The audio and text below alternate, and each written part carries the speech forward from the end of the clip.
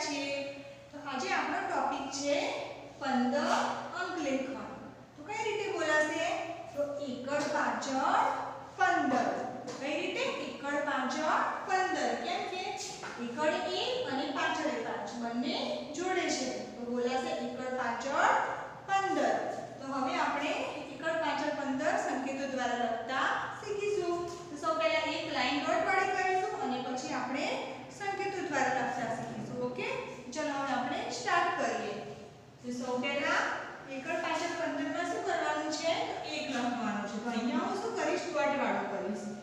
તો સૌ પહેલા ડોટ વાળો એકડે 1 અને બાજુમાં બીજો ડોટ વાળો પાછળે 5. ઓકે, હવે ફરીથી આપણે એકડે 1 અને પાછળે 5 ડોટ વાળો કરીશું.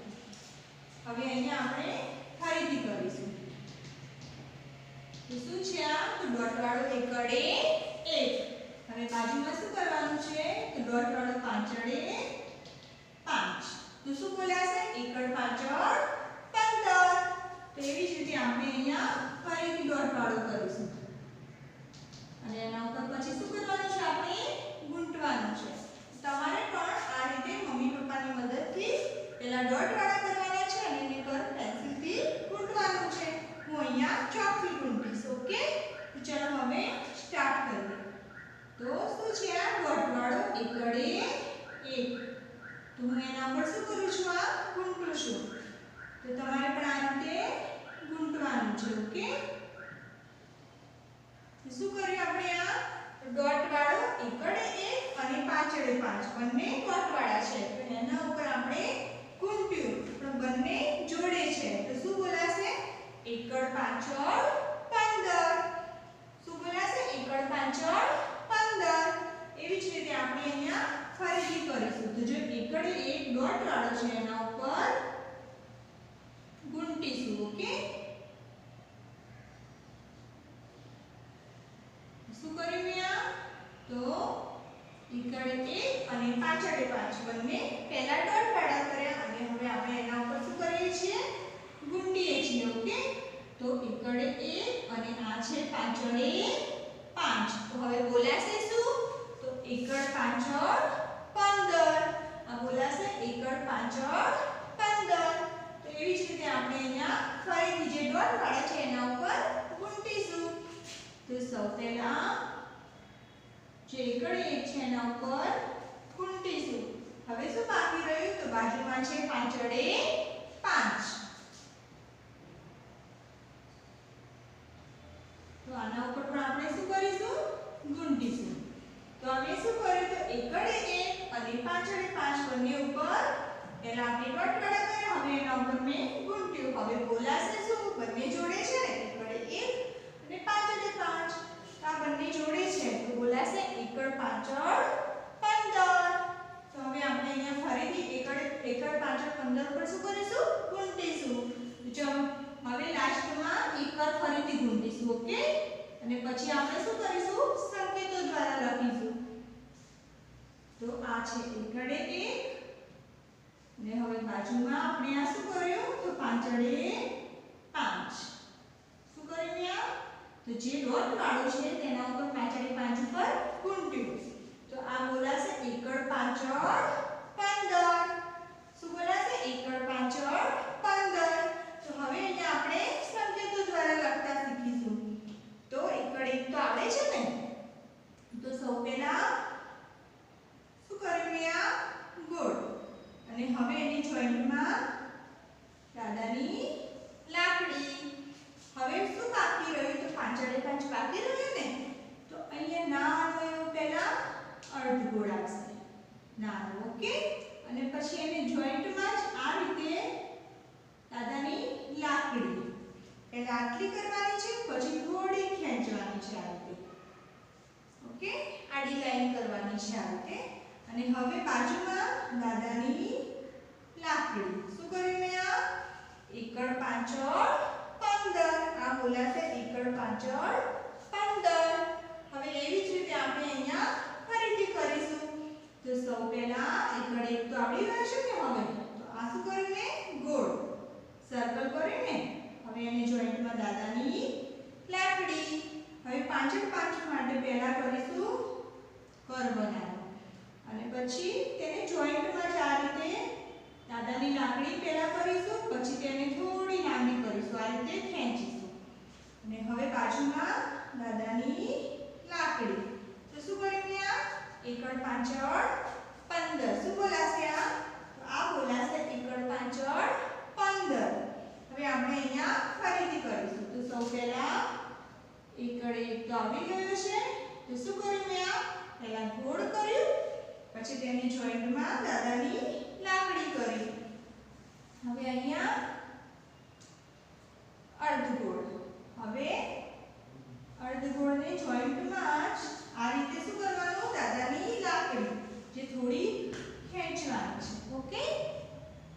અને હવે બાજુમાં બીજી દાદાની લાકડી. તો શું બોલાશે હવે આ? તો એકડ 1 છે અને પાછળ 5 છે, બંને જોડે લખ્યા છે. તો બોલાશે એકડ પાછળ 15. આ બોલાશે એકડ પાછળ 15. હવે આપણે અહીંયા ફરીથી લખીશું. તો સૌ પહેલા શું કરવાનું છે? તો સૌ પહેલા હશે એકડ 1. શું હશે? એકડ 1 અને પછી બાજુમાં પાછળ 5. તો ચલો હવે આપણે પહેલા સૌ પહેલા કરીશું ગોળ, જોઈન્ટમાં દાદાની લાકડી અને હવે પાછળ 5.